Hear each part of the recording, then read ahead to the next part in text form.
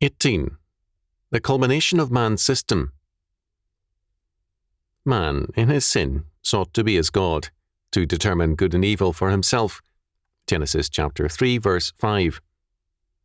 All history outside of Christ manifests the development of that goal. Neither man nor history are static. Man the sinner does not stand still. He is driven by the logic of his presupposition to seek total independence of God and man. Even more, he seeks independence from his first ally, the tempter. He seeks to vindicate the tempter's principle and to be his own God. Man refuses to submit to Satan's demand, "Fall down and worship me," Matthew chapter 4, verse 9, because he himself wants worship. The appeal of occultism and Satanism is the dream of using demonic powers, not submitting to them. It is the hope of making God and Satan alike the servants of man, if they are to be recognized at all. Milton's Satan declares from hell, "Here at least we shall be free. The Almighty hath not built. Here, for his envy, will not drive us hence. Here we may reign secure, and in my choice, to reign is worth ambition, though in hell. Better to reign in hell than serve in heaven." John Milton's Paradise Lost, 1:11, 258-263. A more absurd statement is difficult to imagine. Envy, having moved all of the fallen angels, how could they arrest envy one towards another? Again, since their principle was the universal divinity of all thinking creatures, each was, in his own eyes, God. There was no reigning at all in hell, only anarchy and envy. Satan is first only historically. His principle precludes all authority while calling for total rule and power for all who hold it. In man's history, the working of Satan's principle, Genesis chapter 3, verse 5, destroys authority and creates anarchy. The dream of original sin, however, is of a world kingdom and a paradise without God, of a man-created world Garden of Eden. The more man advances in this dream, the more he imagines himself as the God manipulator of other men, using them to enact his dream of a new world. The Bible describes this world paradise as Babylon the Great, Revelation chapter 17, verses 1-18. This description is in itself of key importance. Babylon is not the greatest offender from any humanistic perspective in ancient history. Many of the ancient empires and states exceeded it by far in ferocity and inhumanity, as witness Amalek and Assyria. The choice of Babylon is thus important to understand. Certainly it harks back to the Tower of Babel and its dream of a humanistic world state to replace God. It also clearly reminds us of the Babylonian Empire, and especially the later Chaldean revival of it. An important fact about Babylon was its use of debt to enslave men and nations. Economic control and supremacy was Babylon's goal, and the key to its empire was debt. Babylonian merchants, heavily controlled by the state, were encouraged to sell to peoples everywhere on easy credit terms. By this means, the inner strength of one nation after another was eroded by debt, and invasion and conquest made easy. Compare Nahum chapter 3, verse 16. Debt slavery preceded state slavery. The essence of a debt economy and of a monetary system built on debt is a belief that man can create value on his own, that is, legislate what constitutes good and evil. Babylon's system was crude compared to that of the modern state, but it is closely related to it.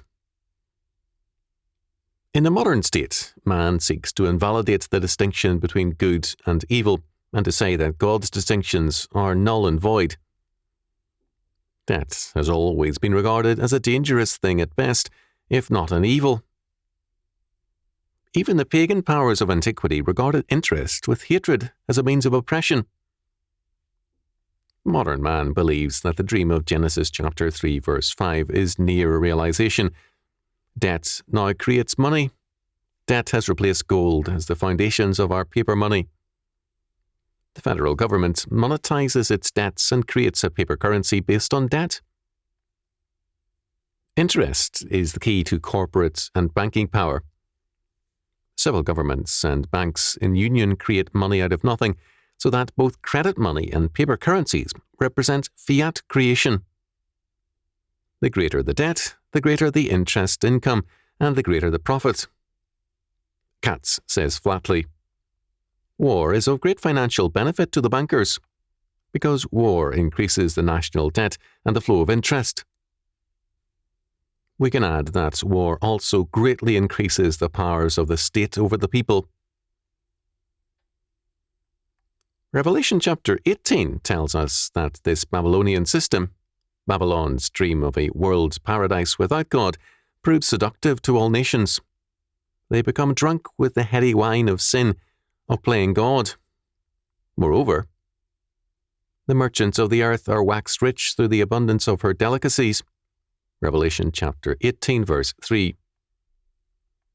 The Babylonian dream involves a faith that all consequences are man's fiat creation.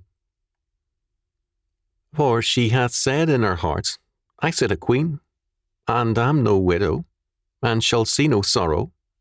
Revelation chapter 18 verse 7. This vast empire of fallen man shall face an economic collapse, according to Revelation chapter 18 verses 11 to 19.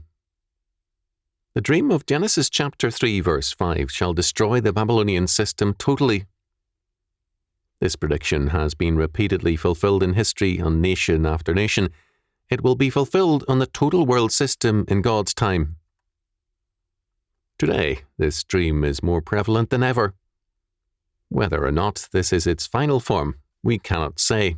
But what we must hold is that we are required to separate ourselves from Babylon. We are forbidden to go into slavery or into long-term debt. Owe no man anything but to love one another. Romans chapter 13 verse 8. For ye are bought with a price. Be not ye the servants of men. 1 Corinthians chapter 7 verse 23. Modern man loves to speak of freedom, even while he plunges steadily into slavery. Since he is not honest with God nor man, he cannot be honest with himself.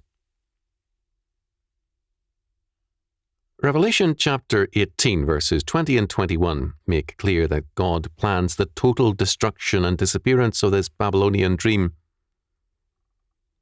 Just as a stone cast into the depths of the ocean disappears from sight, so too the humanistic dream of a world paradise made by man shall disappear.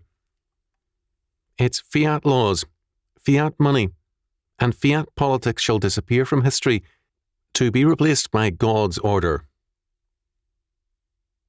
It is, thus, impossible to do justice to the doctrine of man without seeing the historical culmination of his sinful dream, nor the hell that awaits him beyond history. Similarly, we cannot do justice to the doctrine of man in Christ without recognizing that it is his calling to live in God's kingdom in time and in God's heaven in eternity. The resurrection of the body at Christ's coming again is basic to the doctrine of man. Man was created as part of and vicegerent over a physical creation, and, by God's sovereign grace, shall serve him eternally in the restoration and indefectible life of that renewed creation.